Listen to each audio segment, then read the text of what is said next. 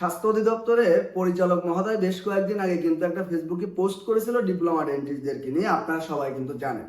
এবং পোস্ট করার বেশ কয়েক ঘন্টা পরে সেই পোস্টটি মুছে দিতে বাধ্য হয়। মুছে দিতে বাধ্য হয় কেন? তার সারা বাংলাদেশে যারা বিডিএস যারা ডাক্তার আছে বা এমবিবিএস যারা ডাক্তার আছে তাদের চাপে পড়ে সে মুছে দিতে বাধ্য হয়। কিন্তু সে যে কথাগুলো বলেছিল ওই কথাগুলো কিন্তু যৌক্তিক ছিল, এটা আপনারা সবাই জানেন সে কি বলেছে। তো এখন আমার পয়েন্ট হচ্ছে, সে যে মুছে দিল, এই মুছে দেওয়াটা আমার কাছে একটা কিন্তু হয়ে দাঁড়িয়েছে। কিন্তু হয়ে দাঁড়িয়েছে এটা, সে কিন্তু স্বাস্থ্য অধিদপ্তর শুধু ডাক্তারদের প্রতিনিধি না, সে কিন্তু টেকনোলজিস্ট, ফার্মাসিস্ট, ডিপ্লোমা ডাক্তার সকলের প্রতিনিধি। তো সে একটি যৌক্তিক কথা বলেছে, এখানে কোনো আইনগত বাধাও ছিল না, আপনারা সবাই জানেন। সে যৌক্তিক কথাটা বলার পর সে আক্রমণের শিকার হয়েছে।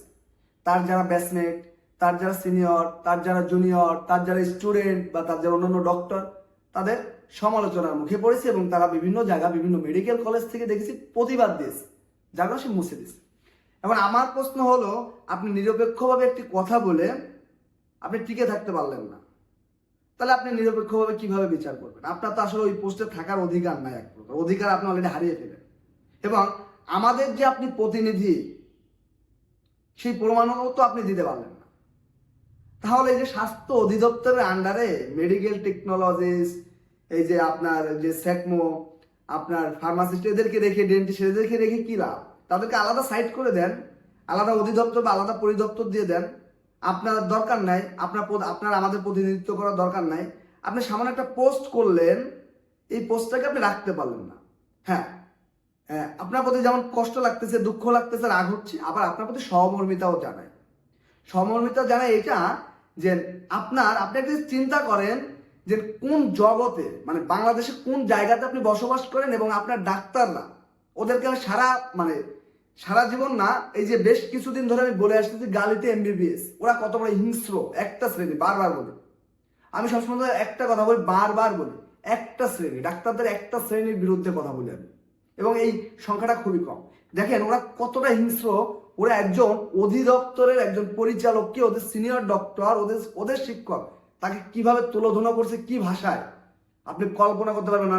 গালাগালি পর্যন্ত করছে, অস্বাভাবিকভাবে গালাগালি করছে। এবং এই গালাগালির জন্য ওই অধিদপ্তরের যিনি পরিচালক মহোদয় সাবি স্যার, তিনিও বাজে কথা বলতে বাধ্য হয়েছে, প্রোটেস্ট করতে বাধ্য হয়েছে। তাই চিন্তা করেন ওরা কতটা বেয়াদব, আপনাকে কিভাবে আক্রমণ করছে। সেখানে আপনি চিন্তা করেন, এই বাংলাদেশের স্বাস্থ্য সেক্টরে টেকনোলজিস্ট, ডেন্টিস্ট, ফার্মাসিস্ট, ডিপ্লোমা ডাক্তাররা আসলে কিভাবে কাজ করে, কিভাবে সার্ভাইভ করে। আপনি একটা পোস্ট দিয়ে আমাকে সার্ভাইভ করতে পারলেন না। আর সেখানে ওরা অর্থ উপার্জন করতে যায়, মানে সার্ভাইভ করে অর্থ উপার্জন কিভাবে করে, মানে কিসের মধ্যে আছে এই মানুষগুলো? সাবি মহোদয়, আপনি কল্পনা করছেন? আপনারা কিন্তু এটি নিয়ে কোনো উদ্যোগ নেন না, তাহলে কি হলো? দেখেন, স্বাস্থ্য সেক্টরে ডাক্তারি প্রফেশনকে আমরা সবসময় একটি মানবিক প্রফেশন বলি। সময়ের সাথে সাথে এই জায়গা থেকে আমরা বের হয়ে আসবো, দেখবেন অলরেডি আমরা বের হয়ে যাচ্ছি। এটাকে আমরা এক প্রকার টাকা ইনকামের একটা প্রফেশন হিসেবে ধরে নিই। মানুষকে বোকা বানিয়ে, সাধারণ মানুষের ইমোশনকে কাজে লাগিয়ে আমরা অর্থ উপার্জনের একটা জায়গা চলে আসতেছি। আপনি জিনিসটা খেয়াল করে দেখেন, এই যে ডিপ্লোমা ডেন্টিস্ট, ডিপ্লোমা ডাক্তার, এই যতজনের সাথে ডাক্তারদের কনফ্লিক্ট, আপনি বলেন তো, চোখে হাত দিয়ে বলেন বা বুকে হাত দিয়ে বলেন, এই কনফ্লিক্টটা শুধু একটা কারণ, টাকা ইনকাম। এটা আপনি ভালোভাবে উপলব্ধি করছেন এবং আপনার পোস্টে এই রিলেটেডই ছিল। ওই যে মানুষকে ভালোবাসা, জনগণকে ভালোবাসা, শ্রমজীবীদের পক্ষে কথা বলে, এগুলো কিন্তু কিচ্ছু না। আমরা কিন্তু আস্তে আস্তে ওই জায়গা থেকে বের হয়ে আসতেছি যে ডাক্তারি মানবিক পেশা না। বাংলাদেশে এক শ্রেণীর ডাক্তারদের কাছে ডাক্তারি পেশাটা হচ্ছে টাকা ইনকামের মেশিন। শ্রমজীবী মানুষদের মাথায় কাঁঠাল ভেঙে মাসে মনে করেন যে সে 10,000 5,000 টাকা ইনকাম করবে, সে একবার ডাক্তারের কাছে আসবে, তার 20,000 টাকা খরচ হয়ে যাবে, 2 মাসের বেতন চলে যাবে। আমাদের দেশে এইভাবে জিনিসটা তৈরি হচ্ছে। আপনি একজন অধিদপ্তরের পরিচালক, আপনি একটি পোস্ট দিয়ে আপনি ডিলিট করতে বাধ্য হন। খুবই দুঃখের সাথে বলতে হয়, আপনি কাদের প্রতিনিধিত্ব করেন বুঝতে পারেন? আপনি একটা পোস্ট দিয়ে আপনি সার্ভাইভ করতে পারেন না, সেখানে মেডিকেলের যারা অন্যান্য কর্মচারী যারা আছে তারা কিভাবে সার্ভাইভ করে ভাবেন তো। তারা কিভাবে টাকা ইনকাম করে, তাদের তো পরিবার আছে, সে তো এই দেশের নাগরিক। একজন বাংলাদেশের সবচেয়ে বড় যে ডাক্তার, ওই ডাক্তারের যে নাগরিক অধিকার আছে বাংলাদেশের, একজন শ্রমজীবী মানুষ যে, তারও সেম অধিকার আছে। তার অধিকার ক্ষুণ্ণ আপনি তো করতে পারেন না, কিন্তু আপনার করে চলছে। আপনি এইটার বিরুদ্ধে কোনো স্টেপ নিলেন না। আপনি অন্যায়ের প্রতিবাদ করেন, দেখে আমার ভালো লাগছে, কিন্তু অন্যায়ের প্রতিবাদ করে আপনি টিকে থাকতে পারলেন না। আপনার সহকর্মীদের কাছে আপনার পরাজিত বরণ করা লাগলো, আপনি পারলেন না। আপনি পোস্ট ডিলিট করে দিলেন।